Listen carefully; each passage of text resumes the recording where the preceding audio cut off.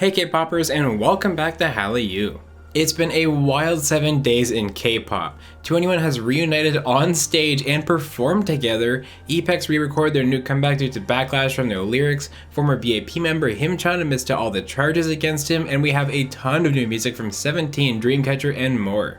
Before we get started, I want to quickly thank Hallyu's honorary producers. If you want to show off your bias group here, share your pics in weekly videos, and join a vibrant Discord community with watch parties, custom emoji, and more, all you need to do is support Hallyu on Patreon. Alright, let's jump right in. This is your K-pop news update for April 17th, 2022. So let's start by talking about the controversy that was stirred up with Epex's latest release, Anthem of Teen Spirit. Upon release, the song drew a lot of ire from listeners, mainly focused on a lyric with the term Crystal Night. Now, given the rest of the lyrics, the styling and costumes of the MV, and the general theme of the song, the question arose if this was in reference to Kristallnacht, which was a violent riot that took place in the fall of 1938 during the Holocaust. C9 Entertainment has come out in their statement saying that the entire song's inspiration and motif is actually from George Orwell's 1984, and according to them, quote, "it has absolutely nothing to do with actual historical events." According to them, this is a song that, quote, points out and warns of the harm caused by the robotized education system that Korean youths are experiencing. Now, first off, I do have to give major credit to C9 Entertainment because not only were they very thorough in their statement, but they've also already taken big steps to remedy the situation.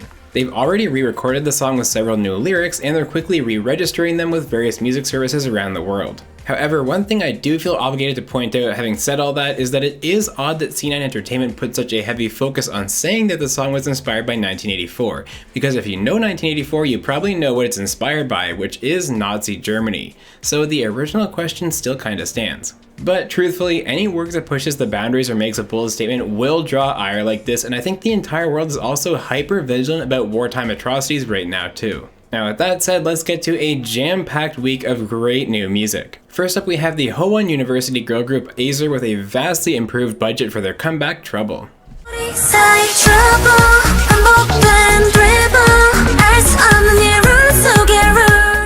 The day has finally arrived for Choa to grace us with her beautiful voice once again. Here is her soothing new song, Yesterday.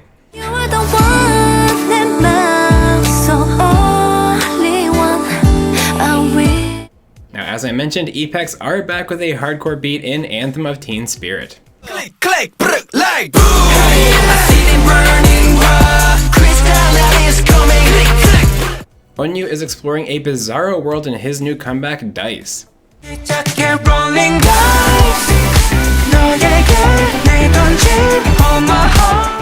Niju are ready to play hard in this sugary sweet bop called Asobo.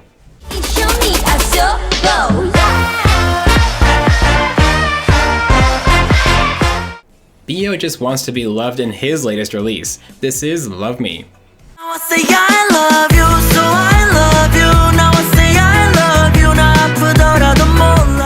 Hot off their big shakeup, DKZ are back with an infectious new bop in the form of Cupid.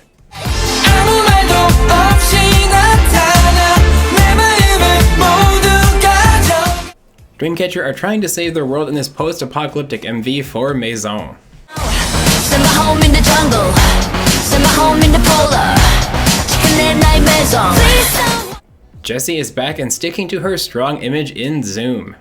Lights, camera, action, baby. I see you looking at my PIC. I know. Park Hyun-jin is trying to overcome feeling lost in this laid-back song called Late Night.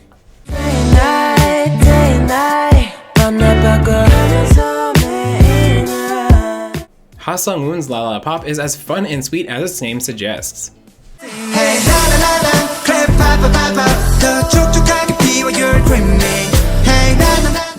Just B are pulling off a high-stakes hack in the MV for their new song Reload.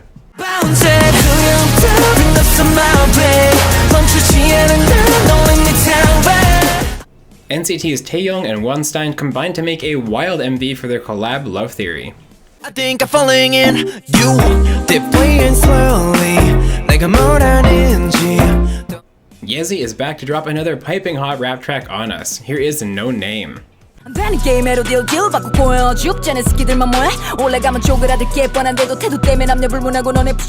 Soren Scorpio is a cosmic-infused retro release from The Soloist.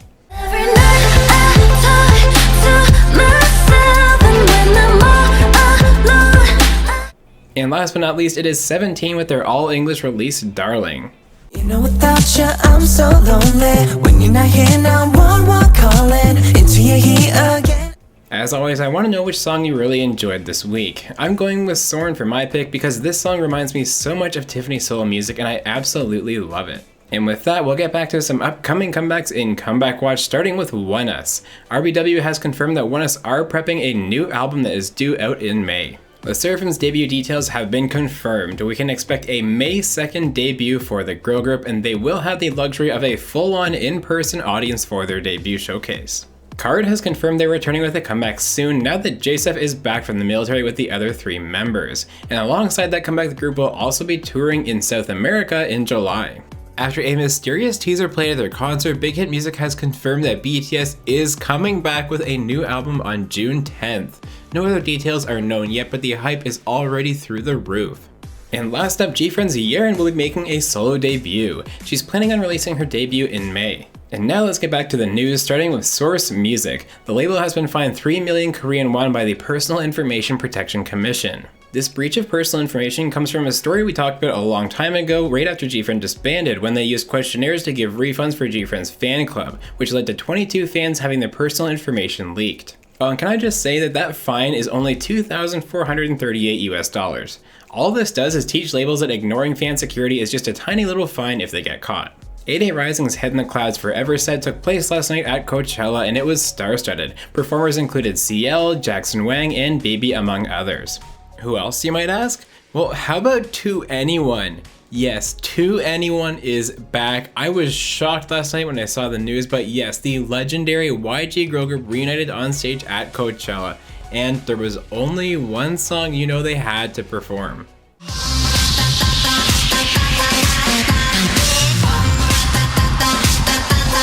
South Korea's CDSCHQ is lifting all social distancing guidelines. This also means that attendees at in-person events will be able to audibly cheer, so we'll finally be able to hear fans screaming at music shows, showcases, and concerts. Miss A's Min had some fun trolling fans recently as she posted this picture with the caption "single," which seems to imply she's getting engaged. However, she went on to reveal in a later post that it's actually for an upcoming new single that she is dropping tomorrow. Congratulations to GOT7 because their MV for Just Right has hit 400 million views, making it their first MV to do so. And I have to wonder how many of those views are because of Jackson's infamous cream scene. The Presidential Inaugural Committee has confirmed that BTS will not be performing at the President-elect Yoon Suk-yeol's inauguration in May. And this is definitely the right choice. There's a lot more going on in the political landscape right now and BTS should not be a part of it. Former BAP member Himchan has admitted to all charges at his appeal trial. The trial was in relation to a sexual assault charge in 2018 for which Himchan will now be serving 10 months in prison. Nui Sren is looking to join a new agency. He's currently in discussions with Big Planet Made, which if he signed there would make him label mates with BBG, another ex-Hybe artist. And for our final news story, we have a couple of generous donations from idols this week. First up, it's ITZY's Ryujin, who has donated 50 million Korean won to help with the Gangwon forest fires. Girls' Generation Seohyun has also donated 17,000 sanitary pads via the Community Chest of Korea for girls from low-income families. And with that, we will move on to the week in music shows where Show Music Corps didn't have a broadcast, so we had 5 trophies to hand out. Just like with their debut, IVE was dominant and Love Dive took 3 wins on the show, Show Champion, and Music Bank.